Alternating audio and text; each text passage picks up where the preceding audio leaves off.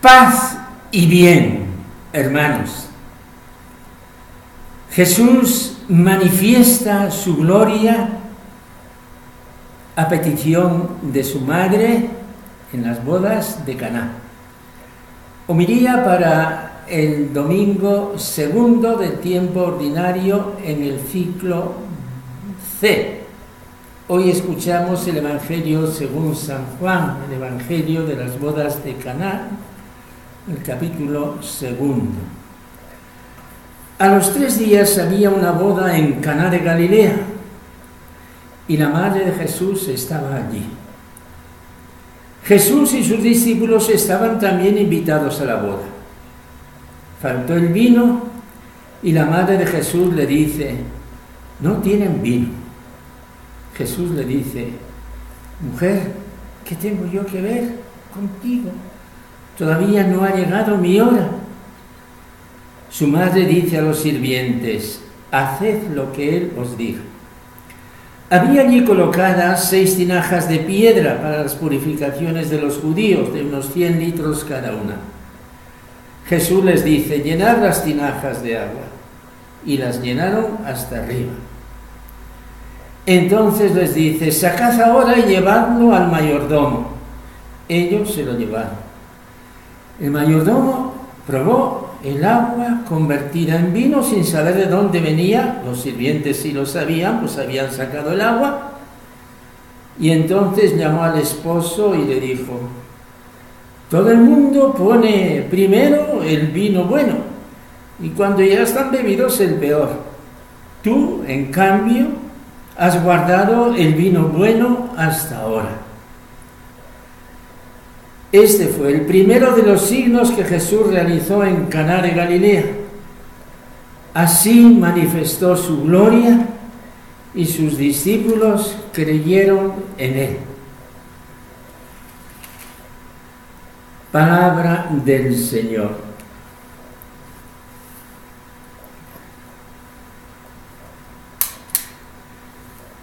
Hermanos, el Evangelio de Caná de Galilea, para comenzar el recorrido de la vida pública de Jesús. La vida de Jesús se abre con un banquete de bodas. Esta escena puede ser una llave para entender toda la vida de Jesús. Ciertamente que por ahí va la liturgia cuando nos pone en paralelo de este episodio una gran promesa de los libros proféticos. Dice el texto del libro de Isaías que se lee hoy en la primera lectura, capítulo 62. Serás corona fúlgida en la mano del Señor y diadema real en la palma de tu Dios.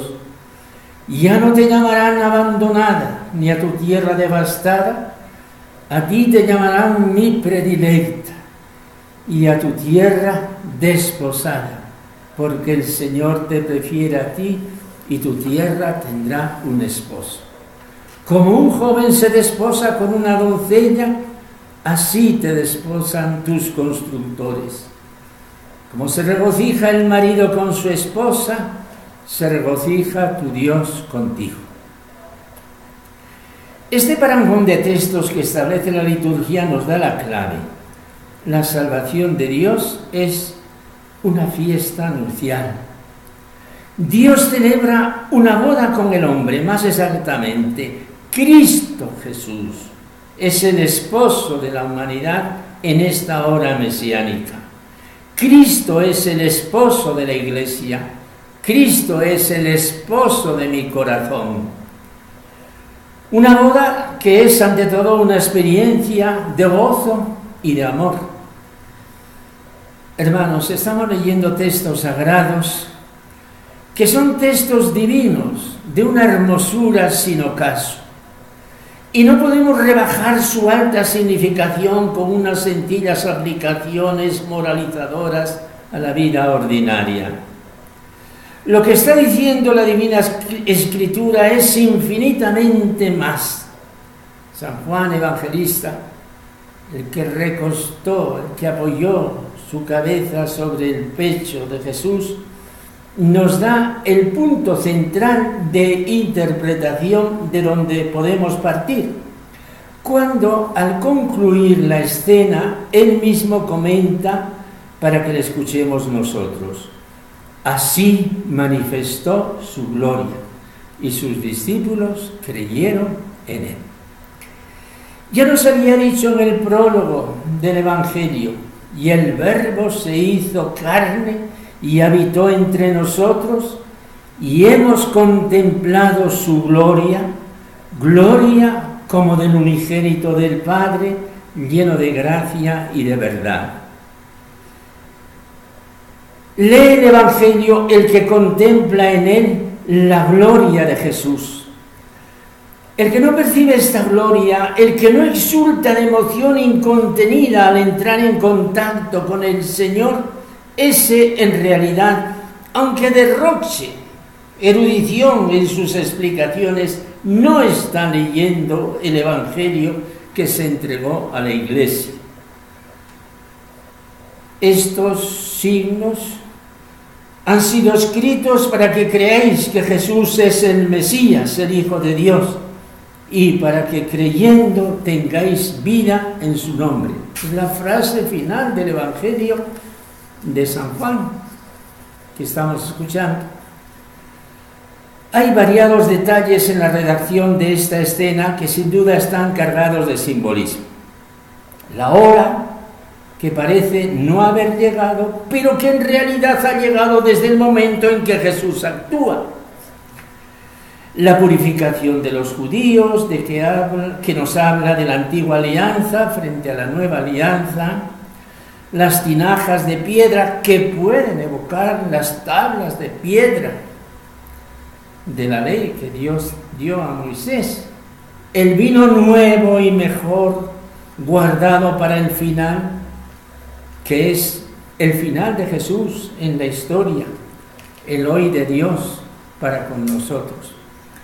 Pero hay un elemento singular que se destaca por encima de los demás: la presencia de una mujer, a la que no se llama María, sino referencialmente la madre de Jesús, como en la cruz, su madre.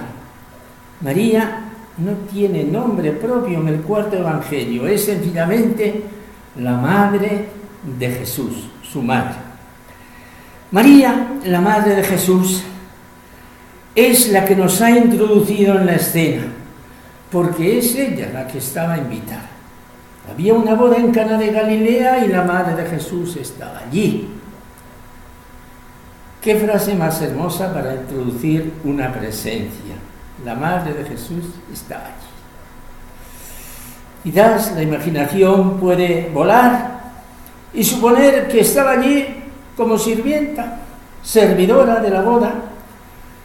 En todo caso va a aparecer como servidora de Jesús en esta escena. Ella no puede mandar porque es la esclava del Señor. Ella solo puede indicar. Y en el relato encontramos esta declaración que es todo un programa de vida. Haced lo que Él os diga. Es la palabra propia y esencial de la Virgen en la economía de la salvación. Haced lo que Él os diga. La Virgen no tiene nada que decir. Su misión ayer y hoy, su palabra, su evangelio, no es otro que el evangelio de su Hijo. La Virgen es referencia a Jesús. Haced lo que Él os diga. El teólogo que quiere construir una doctrina en torno a la Virgen se encuentra con este dato de primerísima importancia. Al final del siglo I, en que se piensa que fue escrito este Evangelio de Juan, la comunidad cristiana, la Iglesia, tiene esta conciencia. En la comunidad cristiana, en la Iglesia, hoy, en medio de nosotros, está presente la Madre de Jesús.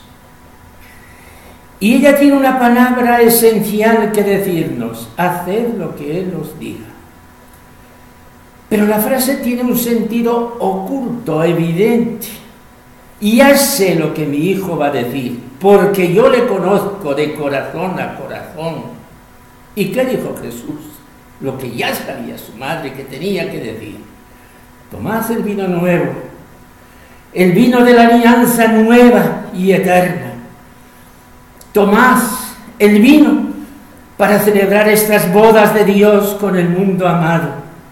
Esto es lo que Jesús nos está diciendo, lo que su madre sabía que tenía que decirnos. Hermanos, en este año de la misericordia, vayamos humildemente a la Madre de Jesús, Virgen, Madre del Señor. Estamos escuchando lo que nos dices, haced lo que Él os diga. Guíanos, acompáñanos, llévanos hasta la presencia de tu Hijo, para que hagamos con inmenso júbilo lo que Él nos diga. Amén.